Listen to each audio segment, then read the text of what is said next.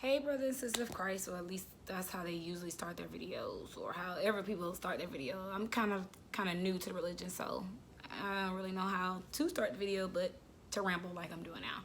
But hey everybody, this is my channel. It's actually pretty funny because I actually do not like being on camera. I don't like being in the spotlight. So this is actually interesting for me to even post this right now, but it's been heavy on my heart as I go to work and I'm watching other people's testimony, and I know that the Holy Spirit is telling me and God's telling me, like, you need to post this testimony. So in hopes that I could, help somebody else. So I am posting my testimony today, and I'll keep posting things of feelings and what I'm going through as I say a new a Christian. So my journey, first of all, I was born Muslim and have been Muslim my whole life. So imagine my surprise. So I was born Muslim my whole life, and my dad, he's actually like an imam, which would be like a pastor. And so, my whole life I was kind of like born, I was born Muslim, whatever. So the first thing that ever happened to me where it was just kind of weird and I couldn't explain it, was I had like the first dream I had, and it was about, I went to this Muslim school, and at the Muslim school, it wasn't really big. So like in my class, I probably was like the only girl in my grade. And we had this downstairs area, like downstairs. It was like, I don't know if they would call it the basement, what they call it, had like 3 levels there. But I knew as a young child going to this masjid, or the school, because the masjid touched the school, I knew whatever was downstairs was definitely evil. I knew it off the rip. I did not like going down there. I did not like, if I had to use the restroom, like I would hold it, because I'm like, who gonna go with me? Because whatever it was, I could just feel it. Even though I did not see it, I just could like feel it, whatever. So one day, and I'll tell you about like all the things I went through, whatever, because like this video would be long as all get out if I tell you everything. So one day, as a child, I like went downstairs or whatever, and I went to use the restroom. So I'll tell y'all the first, I don't know if you call it vision. I don't know. You guys could tell me what it is below. Again, I'm new. So one day I went to use the restroom. I was terrified, and I went to go use the restroom, had that creepy feeling, and I probably was all of like whatever grade you're in when you're like in like the 4th or 5th grade, whatever, like maybe 3rd, 4th, one of those grades. And I went to the restroom, and I heard these men talking. At least to me, they were talking, and they were talking about how they were going to break into the masjid, which would be, the masjid would be kind of similar to the church or whatever. And I was like, as a kid, I'm kind of young. You're like, what? I'm like, what's going on, whatever. So, I did what any kid would do, ran out the bathroom, scared. And I went to go tell my, dad about it, whatever. So I told my dad about it, and he kind of knew about it. And I, as a kid, I don't know if they don't believe you, or it's like they listening and they're just like, we'll see. But, at the end of the day, I was right. It actually did happen.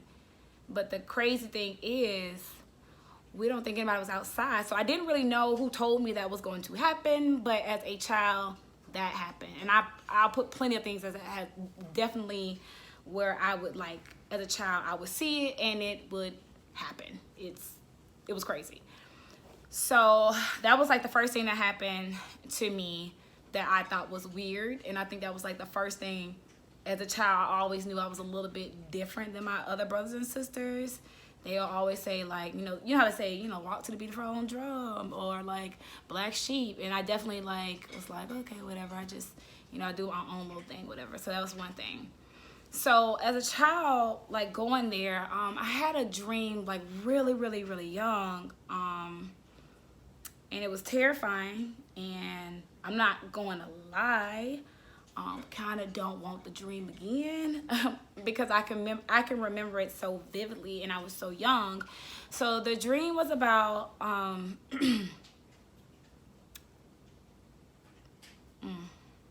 I don't even like talking about, like, the dream was, it was real for me, and as a child it was terrifying. I was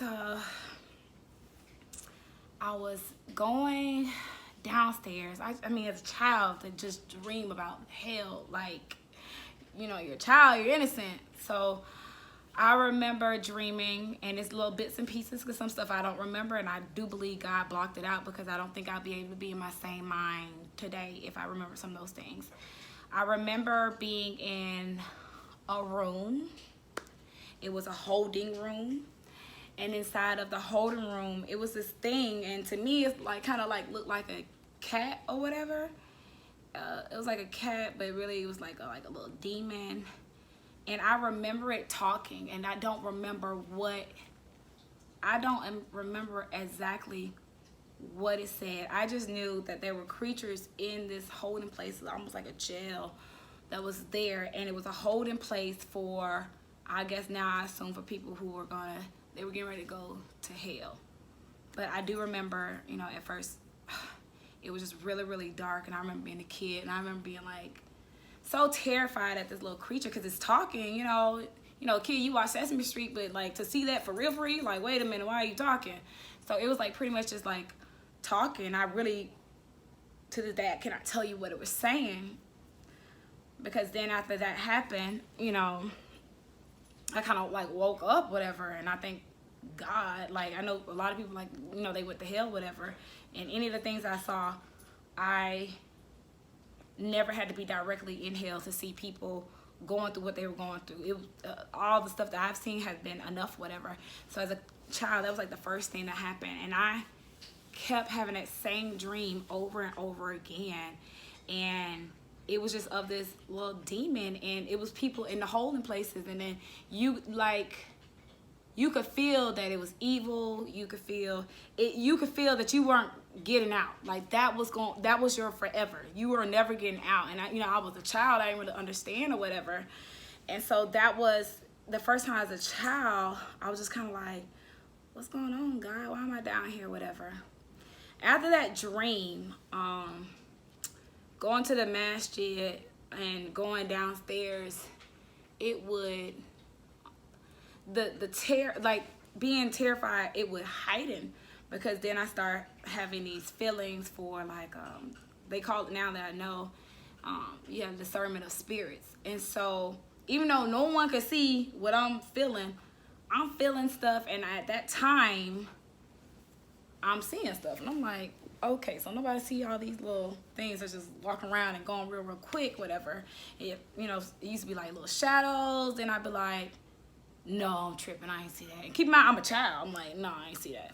So, these little things are just going back real fast. Talk to me. I mean, it was to the point where I felt like as a child, I was tormented by it, because my parents at the time, we lived in this apartment, and like it was one of them that just kind of like lived in my closet. Like it was in my closet at all times. Like when I said it not only lived there, but it would be making noises and stuff. And so to be a child and be the only person to hear it, first you're like, okay, if I tell them this, they're gonna think I'm psycho. And so you don't really say anything. So you just kind of deal with it. Like I had this thing, which probably I still have it now. Like I have to close the doors, because to me, when I close those doors, they can't come out. They don't come out when you close the door. So like I could hear it, I could see it, I could feel it, and I just knew it was demonic and it wasn't good. And I knew that I could see it, and it was like, oh, you can see me. Oh, this is gonna be fun. And it wasn't fun for me as a child. So that was pretty much like what I went through as a child for a very, very long time. Like a long time. I thought that, like, I was like, ooh, if I get away, like, I know this horrible, I say this, God forgive me now because you saved me. But I was like, okay, if I get away from faith, them little things leave me alone. So that was like my mentality, like, get away from it. Don't do this, like, pray and do all this other stuff, then I'll get away from it. It'll leave me alone or whatever, which is partially right, because, and the only reason why it's partially right, because the more you get away from God, the more you're getting closer to them. See, they don't have to work so hard to get you into hell. So that's why they leave you alone. They're like, oh, she ain't praying, she ain't doing nothing, she about to go to hell, so it's cool. We'll go mess with somebody else. So, you know, that's pretty much like kind of like what happened to me. I had a lot of things happen to me that's just so awful at that place. That place is dark for me. To this day as an adult, I will never go back to that place ever. It was dark, it was evil. I had things that happened to me that I'm trying hard, and I know I have to tell you guys because I know there's somebody out there like me, and I know I'm supposed to help.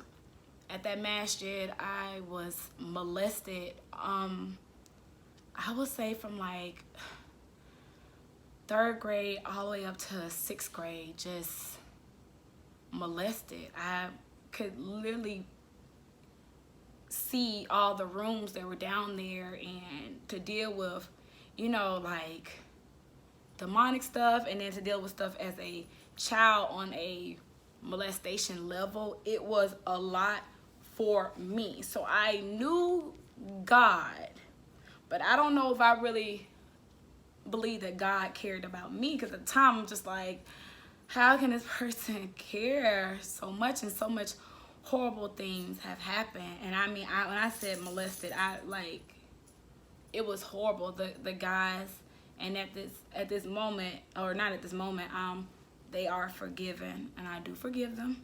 If y'all ever see this video, or you know the people who did it, you know who you are. I forgive you, and I just pray for your salvation, and I pray that God forgives you for what you've done, and you've repented. So, you know, it was just really horrible for me as a child to just be molested. They were telling me like, hey, we can't do it to you, we're gonna do it to your sister. And anybody who knows me knows that my sister's like my best friend. I love her to death. I would take a lot for my sister, so I'd rather it happen to me. So as a child, you know, growing up, it continued to happen. It was so many things that just happened to me so young that I shouldn't have experienced. I felt dirty as a child, and it was crazy. I did finally tell my parents, and you know, later on I did not attend that school anymore, and so then they kind of threw me into a public school, and that was pretty horrible too. I was very confused. So after that, I kind of like left that school, and I ended up going to a public school. And at the public school, it was pretty horrible too. You have this girl who, you know, didn't have like a lot of friends, didn't know anybody.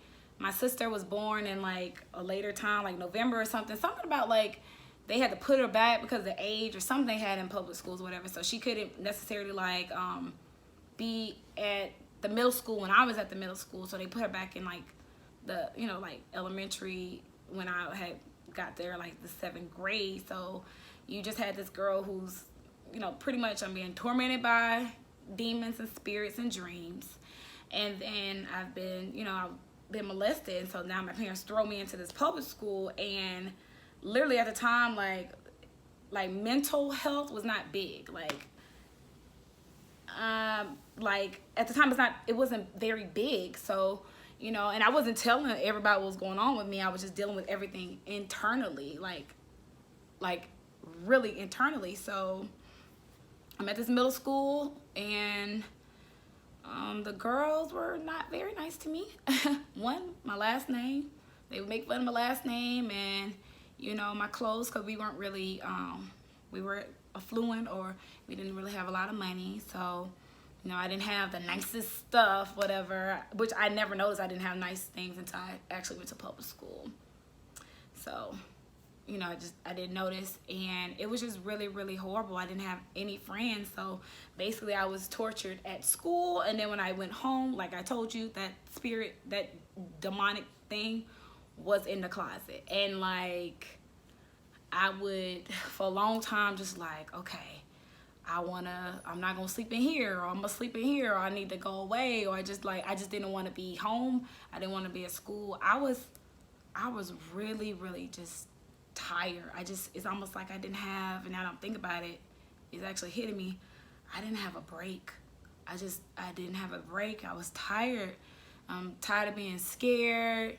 I was tired of being alone. I was tired of people not hearing me when I was telling them, like, hey, I felt like I was having a scream for help and no one could hear me. And so, the years passed by, and I'm going to not college, but high school.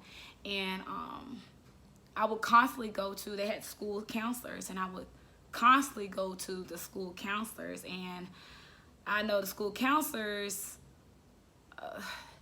they had no idea what they were doing at all. Like, no offense. They didn't know how to counsel me because they didn't know what all I was dealing with, because I could not voice that. Because at the time, give you an idea, this is back in like the 90s, late 90s or early 2000s. At the time, to talk about stuff like that, they would put you in a psych ward. Now that I did know. I was like, if I start talking like this, they gonna think I'm crazy. You know what I'm saying? Like, they gonna think I'm crazy, or they gonna brush me off. And you know what I'm saying? So I just was like, whatever. So I would go to them constantly, and I'll talk about like things I had going on at home, or I honestly, sometimes they had nothing to talk about. I just go in there because it would get me out of class, because I didn't want to be there with those people who were so mean to me. So, that's pretty much what I did all throughout high school. And before I had a dream, I don't remember exactly how old I was or when I had this dream, but it would just show me like, hell is like little bits and pieces, but it was never like, boom, I was there, like how I see other testimonies, boom, I was there, I walked through, I saw this is this. I didn't get to see all that. And I'm not, y'all, I wasn't mentally sane to see all that stuff. Like, I had already had all this stuff going on to me. So after I left like high school, whatever, I ended up moving to Georgia. I ended up moving to Georgia, and that is where I believe it kind of like started for me. So I moved to Georgia, and my aunt, I need a place to stay. I was staying with my friend, and then like all this stuff happened, and I was like, okay, I need a place to stay. So my aunt was like, you can stay with me. So I'm thinking I'm like good, because my aunt is like, y'all, a devout Christian. She would pray it down. She has the remedy for everything that's got going on. And I'm thinking like, you know what? I'm gonna be safe here. By that time, at my home, where I was living before, and I said that little thing was there.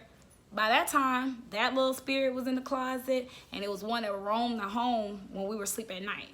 I would hear it, and I know my brothers and sisters would hear it, and they will, be like, no, we ain't had nothing. And I'm like, I know y'all heard it. Sometimes, I think sometimes with, certain relations, whatever, you might tell yourself you don't see stuff, you don't hear stuff, and you be like, oh no, because that's not what we were taught. But to me, I was like, no. It'd be stuff like, why that shower just turned on by itself?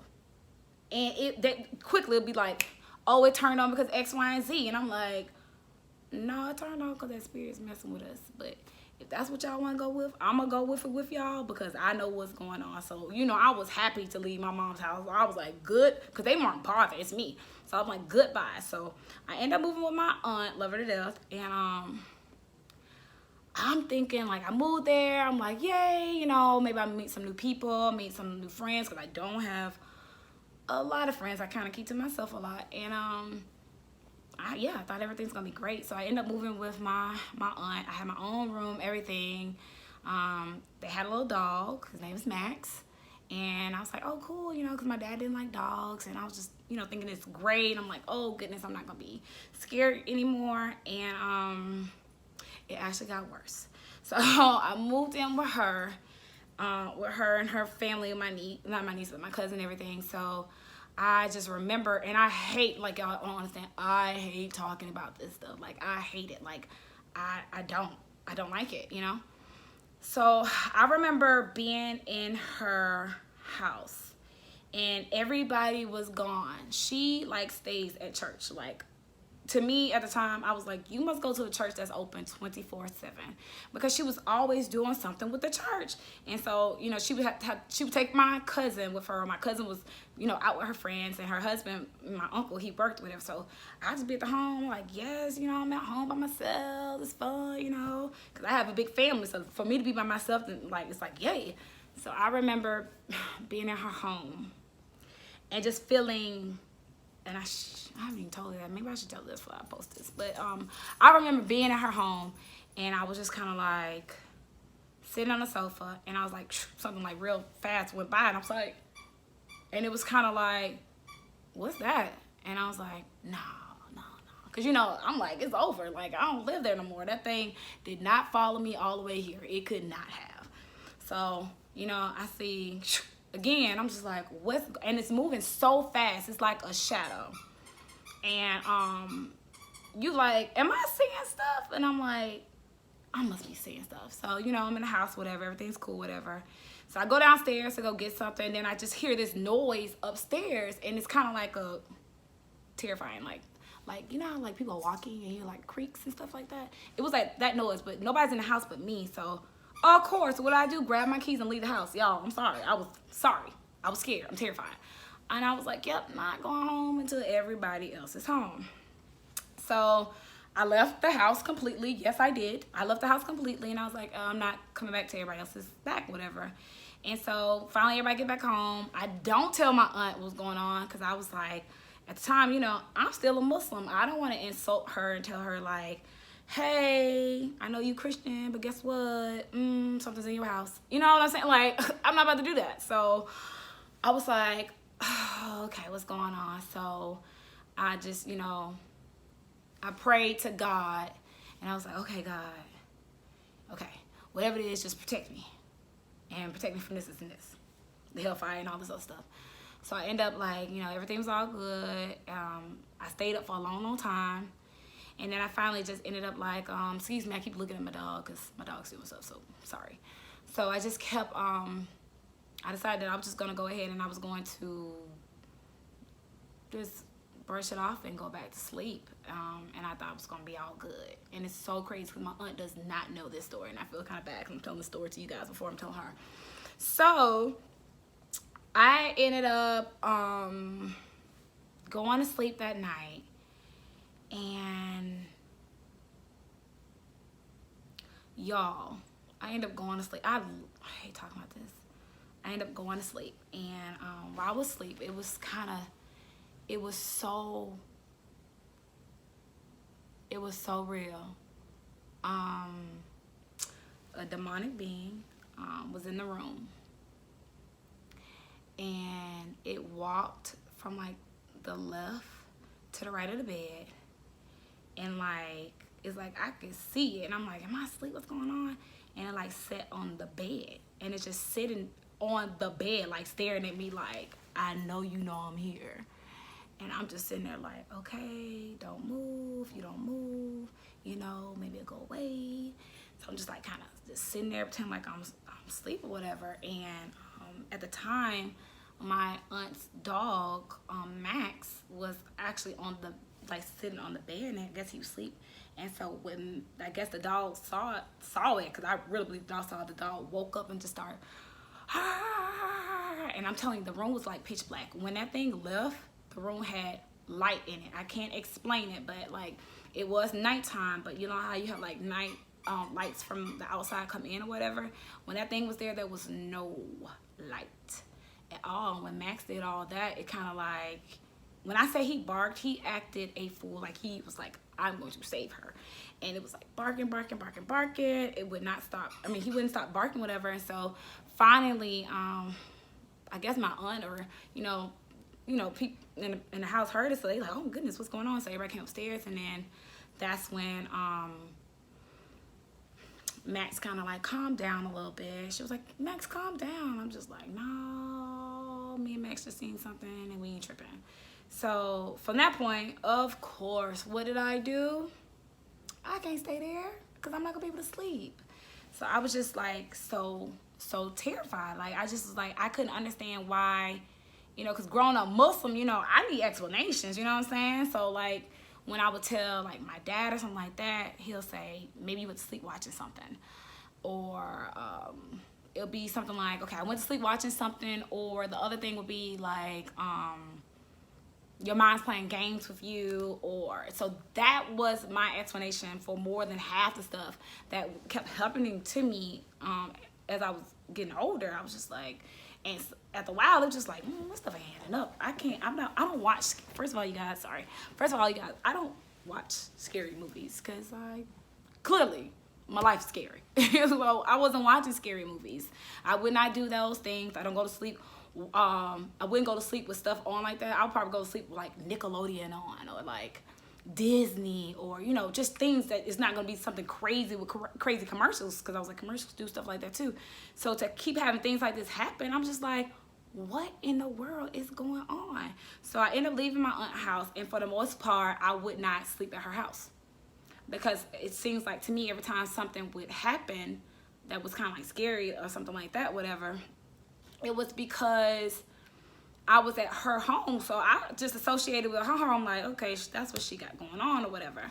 So I kind of felt like they were upset because I lived there, but I was never there. It's almost like I was a drive-by, whatever. And they probably thought that, like, she's young, she just moved to Atlanta, she's just going in and out, doing whatever she wants to, just probably being disrespectful because she's young and she's just having fun. But really it was like, I want to be home, but home don't want me to. So I end up, the last time I stayed at my aunt's house was a major was a major like difference for, like, it changed a lot. And that's when I hightailed out of there. So I was in her home, and the dreams that I was just having her home, I don't know, I probably need to call her tonight and ask her. So I was in her home, and I had a dream, and in the dream I was, to me, I look exactly how I look right now, and I was in a taxi, and my aunt was with me, and there was a taxi cab driver, and the taxi cab driver is driving wherever he's driving, and this little thing says something to me. I don't even know what it is. The little thing says something to me while I'm in the car with my aunt or whatever, and I kind of like looked at it, and then everybody disappeared. And when I say everybody disappeared, I mean people outside disappeared. The taxi cab driver, their clothes was still there, but them in like the physical form was gone. So they were gone. I was there. There were other people that were still there, but my aunt had it was like poof, she was gone. But her clothes were still there, and the taxi cab driver clothes was there. I was still there, and other people's stuff was like their clothes there, and then some people just was gone. And at the time in the dream, I guess I must have knew or had an idea. I don't know, but I got out the taxi, and I started walking and walking. And I'm walking, and like the world looked like Armageddon. Like, it's not like you saw like it just looked, it looked empty. It looked like you could tell something was going on. It seemed like it wasn't never like sunny outside. It seemed like it was just kind of dark. And as I'm walking, I know from the feeling I had that I was pretty much I was saving, I was telling people about Jesus and God, and believing in God, and turning your life around. Now keep in mind, I'm a Muslim having this dream, and we're walking, and there's these huge beasts just on the earth. When I say they're huge, they're giants. Like, I look like a little ant compared to them. Like, if I was here, they were like it's not even in the little camera. Like, they were huge, and we're like running from them. Not like they're chasing us, but we know that we have to hide because I guess they're capturing us for whatever reason. I don't know. I just know we were just like dodging them, whatever. So I remember we walked across some little thing. The beast was like up top, and we were like down low. And we were just like, going. It did have the little like sixes or something on his forehead or whatever. And we were just like hiding, whatever. And I knew in the story that like in my dream, I just kept, kind of telling people about like, oh, okay, this is about Jesus, this is about God. And all I could remember was I kept hearing, one soul is worth like 1,000,000 or 1,000 souls in heaven. It was just like really weird because, I wasn't at the time, I wasn't like religious. And again, I was like Muslim, whatever. I didn't know anything about the Bible. Like, I didn't know anything about the Bible. So I remember that we were, and it's so weird because like to this day, I'm just like, I probably could dissect this thing. We were, I could tell I was older at this point because remember my stuff had like disappeared or whatever. I remember I was older and we had to cross over this big place of water. It was huge, whatever. And so we're crossing over. When I say we're, the believers, because we're on a mission. We're saving souls, telling people about God. And I'm literally, I guess, I don't know if I was doing ministry, so people were really following me. And like even in the dream, I was like, me?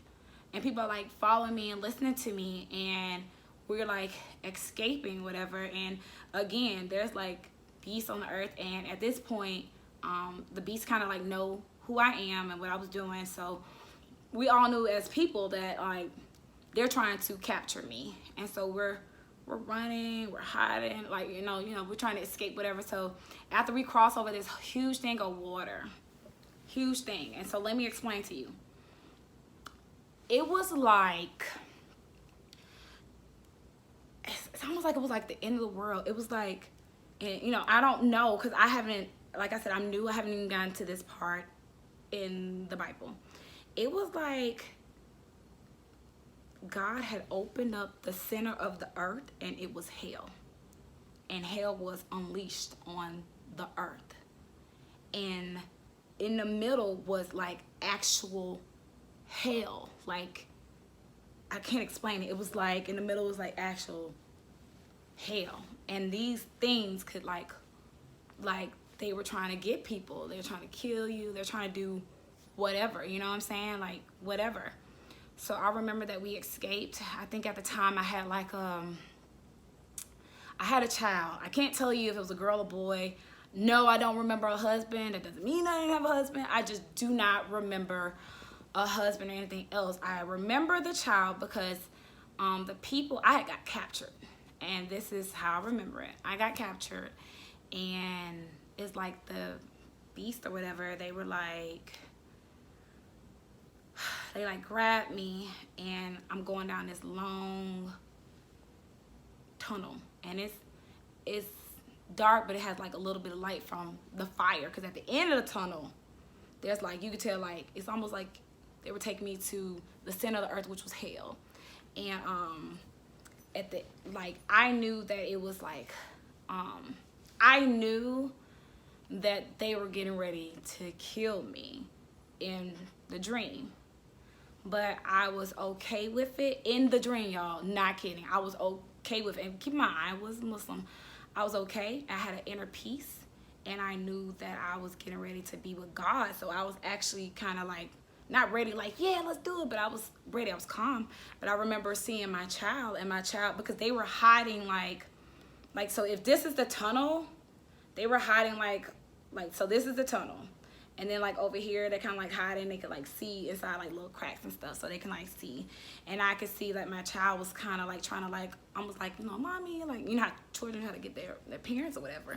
And I just gave the child a look. It's like the child knew what I was saying. I was just like, don't do it. And so the child didn't come. And so the beast took me all the way down. And I remember seeing the beast. I remember they were getting ready to kill me.